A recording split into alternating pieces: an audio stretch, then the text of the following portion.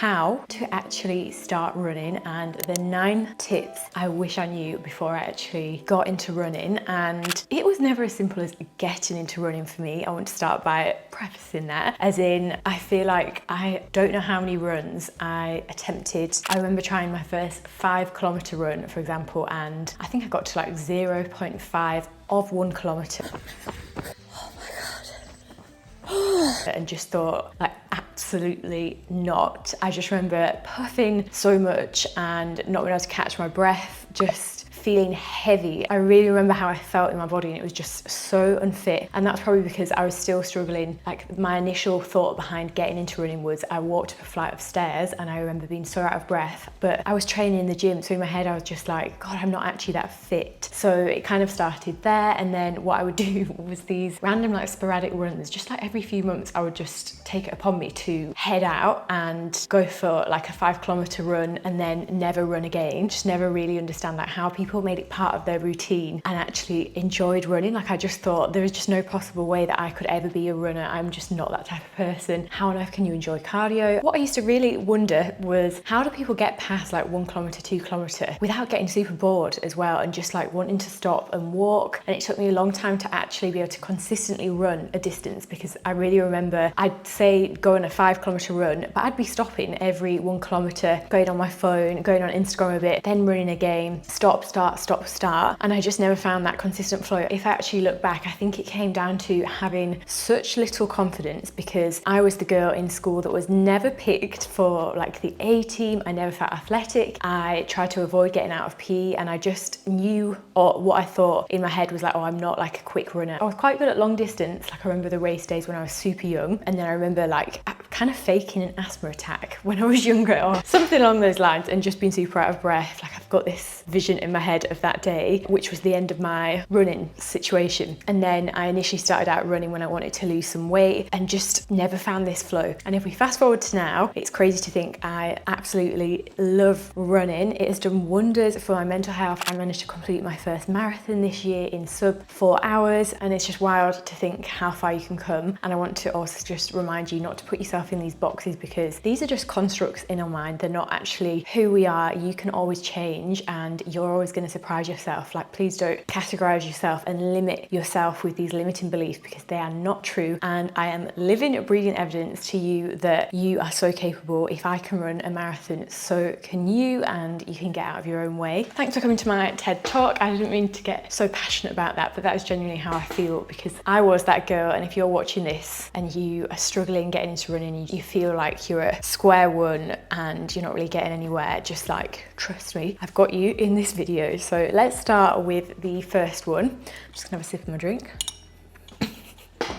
I'm out of breath from trying to just get that message into your head, because I really want you to get out of your own way and stop self-sabotaging, because that's something I did for so long, and we're not doing that this year, no more. First tip, which is super important, is getting the right fitting trainers. I am not telling you that you need 6 pairs of flipping trainers. Like, trainers are expensive as well. I'm not saying that. What I'm saying is, if it's just 1 pair of good fitting shoes and that they actually fit your feet, you're gonna save so much time. You're not gonna get injured as easily, and you're definitely going to enjoy running a lot more, because for the first 2-3 years of my running journey, I was basically running in shoes that were a size too small, then wondering why I was losing my toenails. My feet were always hurting, and I was always getting injuries. So when I first started running ever, I ended up getting shin splints literally a couple weeks in. I didn't really realize, like, I wasn't even running in an actual running trainer. I was running in like a lifestyle trainer, basically, which has no support. And you think how much impact as you're running on a pavement is going into your foot, into your calf. So it's super important. Like, even if it's just one, you could get one off Vinted if you don't want to buy like a brand new one, but just a good 1 pair, that is all you need. And actually, during my marathon training, unintentionally, I mainly only ran in 1 trainer, which I would change going forward, because I feel like my foot got used to this certain shoe. But I just wanted to like say that you don't need all the equipment in the world in order to be a runner, but you want to make sure you've got a trainer that supports your foot arch. In shops like Runners Need, they literally can give you you a free consultation on your feet if you book it in, and they have a look at your running gait. So I'd really recommend that, just to check if you've got like any like dorsiflexion or parts of your foot, like you might have a high foot arch or a flat foot, and you can get a running trainer specific for your needs and your running gait on a whole. If you've watched my vlogs, you'll have heard me say to go up half a size, sometimes a full size bigger, because each shoe brand is totally different. So for me, I'm usually a size 6 in normal shoes. I wear sometimes a size 7 in my actual running trainer shoes, because if you're doing more distance, like longer distance running, and you're planning to build up your distances, your foot swells. So obviously in your shoe, it's gonna get bigger. And it's not normal to lose toenails when you're running. I feel like that's something that's super normalized, and what I thought was just that came with distance running, but it's usually down to your footwear. Just before I show you my trainers and the rest of my running tips,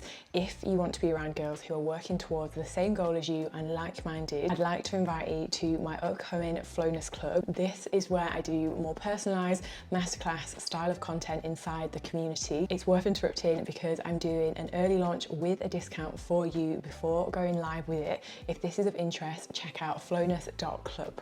Here are some of my favourite running trainers. So these are the Asics Nova Blast. I need to put them in the wash, to be honest. I went on a muddy run the other day when it had just rained. I've got them in the 2 colours. So these are my trusty shoes that I actually ran my marathon in. Got them in 2 colours and absolutely love these. Then these bad boys. So these are the Saucony Endorphin Pro, the carbon plate trainer. This is a much lighter shoe and it's super airy. I did most of my marathon training in the Nova Blast, and then I put this much quicker trainer on, and I ran, I think it was like 28 kilometers, maybe even more, when I'd only worn this like once before to do a tempo session. So I quickly learned it's good to have a good trainer rotation. So when you are doing like a training block, so if you're training for a half marathon, to maybe have a couple pairs of trainers that you alternate between if you don't want your foot to kind of get used to a certain support, if that makes sense. Second tip is to take the pressure off in the beginning. So if you haven't ran a kilometre, or you've literally not ran in years and you don't feel like you have any confidence, just telling yourself, right, I'm gonna go for a 10-minute jog, so super slow pace. Don't worry about what actual pace you're going at. You don't need to set any sort of goals. Just try and aim for, right, can I run consistently or do a slow jog for that amount of time? Start small, build up before setting yourself. There's no point, if you've not ran, setting a 10-kilometre goal and just risking sort of getting injured and also not enjoying it and never going back to it, like what I've done many times. Just for some context, so I was looking at my Nike running app. So 2023, so last year, I ran 641 kilometers, and all of last year, I didn't set any races. That was literally me running for fun, which is wild to think. As in, I didn't set any like pace goals. I literally just got into running and found this like flow that on a weekend, I just did these like long distance runs, and it felt like pure therapy for my mind, because I'd put a podcast on and it was just like my me time. And that is why what I'd always recommend to begin with, like it doesn't always have to be like a race day goal that you have in mind, especially if you're just starting out, but just increasing your distances, starting to enjoy the process,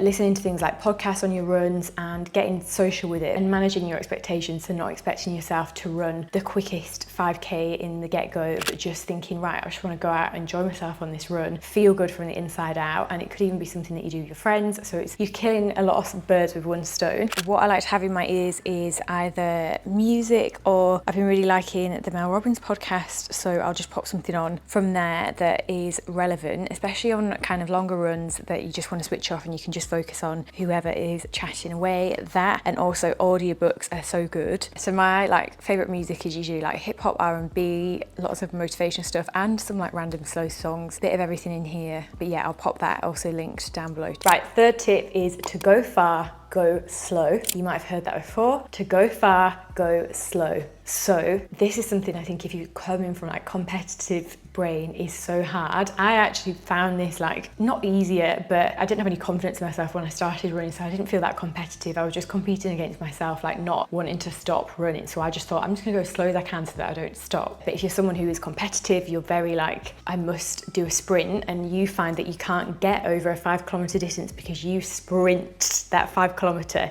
this one is really for you. So you need to slow the pace down if you want to get your distances up. So what speed is an easy pace run? You might have seen this flying around. So it's slower than a marathon pace. And how difficult should an easy pace run feel in terms of intensity? Think of an easy pace run as like a 2 out of 10. And what are the benefits of running an easy pace run? So running at an easy pace improves your aerobic fitness by getting miles into the legs. It also helps your legs recover from faster or harder runs and relieves the aches. So when should you run at an easy pace? It's when you're warming up, cooling down during long marathon training runs, and it's going to help with your overall fitness. Your faster tempo paced runs and like intervals, things like that, that improves your VO2 max. So you've got your obviously anaerobic and then aerobic system, and you want to do a mixture of the two styles of training. So you obviously want to do your tempo work to improve your speed, and then you want to do your slower paced, easy paced aerobic runs for improving your like endurance and distances. So generally that is keeping your heart rate in a zone 2. I could do like a whole nother video on more technicalities if you'd want to see that, but I wanted to keep this one to the point and not go too much into the metabolic systems because there's so much to it. But I'm trying to break it down simply. To summarize that one, you want to be starting off with just keeping your pace nice and low, and then you'll really notice you get fitter over time. Like that 10-kilometer run that you once found super difficult and you were struggling for the last 3-kilometer will feel slightly easier, and that's when you'll be like, oh, I'll increase my distance and build slowly by there. If you're at a different phase where like you've been running a little bit of time and you've set yourself a race goal, say you've got 5, 10, 15 or half marathon goal, then you can structure your training and your program so that you've got some easy paced longer runs in your training split each week, and then you've also got your interval and tempo sessions, so you've got a real nice like balanced running split. Fourth one is getting a comfortable running outfit that supports you. So for example, if you've got a bigger bust or even smaller bust, making sure your boobies are actually supported, just so that you can as well prevent any sagging over a long time, because it's so much impact. Obviously you can feel them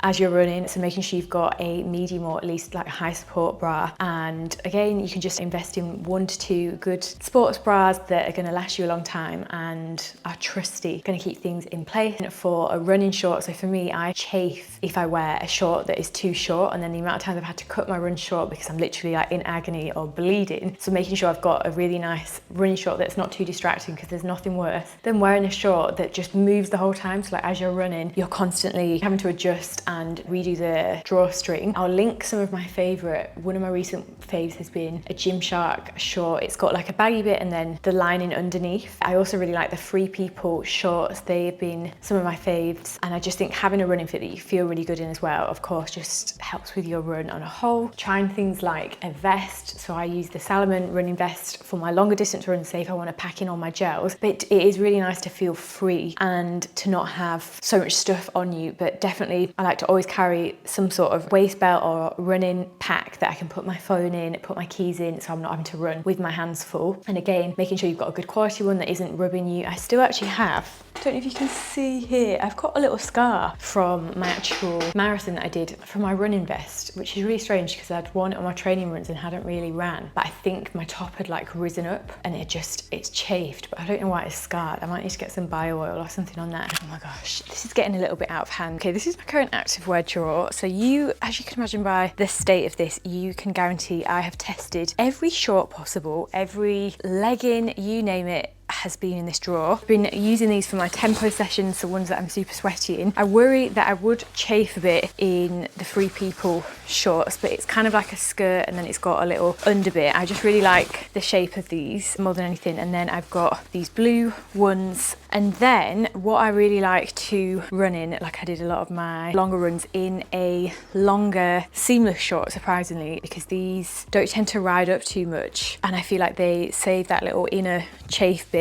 Additionally, for running gear, I do feel like I should do a whole dedicated video to this. These are something I wish I'd have bought a lot sooner, which are the Shocks Open Fit. They just slot behind your ear and they do not move when you're running. Like I ran a lot in the AirPod Pros, the little buds in your ear, but whenever you get super sweaty, like you're constantly having to put them back in, then your music goes off, whereas these are just amazing. Then this is the lighter waistband that I use for shorter runs that I don't want to put too much in. I'd really recommend getting one of these. You can grab one from Amazon. This is my Salomon vest. I'll link everything everything down below too, but it comes with a water drinker thing. You can just put loads of stuff in the pockets and it just crisscrosses across your chest so you can make it adjustable to you. Fifth tip is stop comparing your pace. There is no doubt about that. We all have different goals. We've been running for different amounts of times, and so to some people, like, speed might not be a top of their priorities, like they just want to go for like leisurely runs, and some people's easy pace is someone else's tempo pace, and depending on weight, size, how much time you're putting into your running is just going to vary so much from person to person. So it's pointless comparing to anyone else's actual running speed. I do think it's good to take obviously inspiration if you want to, but don't try and compete with something that is just different. Like, it's totally different variables that we're each kind of up against, and it's unique to you. Like, the only person you should be comparing against is you versus you always. A sixth tip is making sure you're adding running specific exercises. If you watched my YouTube video on mistakes I made hybrid training, I talk about this, but basically an area that I feel like I neglected so much was my calves. I didn't really do much specific calf work, and that led to weaknesses in my calves, which at one point made me have to stop running for a good few months because I had an injury. And again, I had an ankle injury, a calf injury, and that is just from having weaknesses. Like,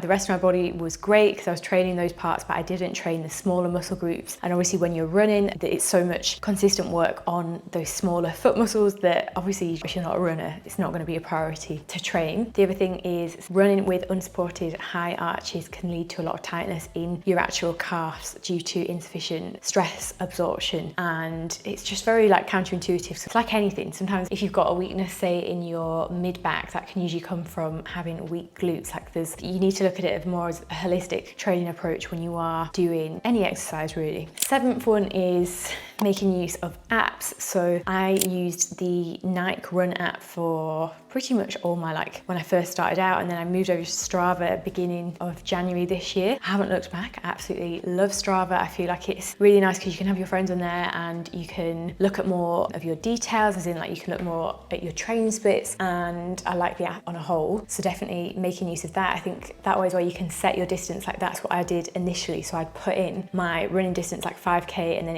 it lets you know every 1 kilometer, so you're not kind of just running willy-nilly, not really knowing how much distance you actually covered. Eighth one is fueling for your runs. So you want to make sure your meal timing, you get to grips with that. So this is trial and error, and it's going to be different from person to person. For example, when I did a half marathon back in February, I was actually staying in a hotel and I wasn't best prepared, to be honest. Like, I'd entered this half marathon the week before, and I didn't quite think that on the morning of this half marathon, the breakfast buffet wouldn't be open. So I went down to like grab some overnight oats that I was going to have in my taxi journey to the venue, and it wasn't flipping open because it was 6 a.m. I don't know what I was thinking, but I'd carb loaded the day before, so I felt good. Got to the venue of the half marathon, and again, like, there was nowhere to buy anything, so I managed to find a banana, and I think did I have a coffee? No, I don't think I had a coffee. And I had gels as well, and obviously water and electrolytes. But I completed my half marathon and I felt great, and that was on a banana. What I'm trying to say here is, like, it's different from person to person. Whereas my friend, she had, I think, like a bagel and some eggs, and she also felt great, but it's just different from person to person. And on some runs, I like to train fasted. Like, if it's a shorter distance run, like, I just feel better. Other times, if I'm doing any distance run, I always need to eat something, and it's super important to fuel before your longer distance run so that you don't hit a wall and that your glycogen stores are full and not depleted, because after a certain distance, like, all your stores get depleted anyway if you're running for hours on end. But I think timing is super important. So, like, if I'm doing a run in the morning, I like to have something quick digesting, like carbs, like, for example, like banana, corn cakes with peanut butter and banana on, like fruit, this sort of thing. I find something, if it's too heavy, I feel a bit just stodgy on my actual run, and I find it a bit hard on my digestive system, but it's finding what works for you. Oats is another really great one. That's a nice slow releasing carb. Ninth tip is setting a goal with a plan in mind. So here, this is super important. So you can give yourself enough time. So say if you want to set yourself, you want to run like a couch to 5k or something, like giving yourself enough amount of time. It could be over 8-10 weeks, something like this, but like setting, reverse engineering it. How many sessions can you dedicate to your runs each week, and just breaking it down into smaller steps, into daily, weekly. Then you've got your bigger goal, rather than just saying, right, 2 weeks time, I'm going to run a 15-kilometer run when you've not made it off the sofa yet. So having a goal in mind and having a time frame as well, because sometimes you can put things off and then never end up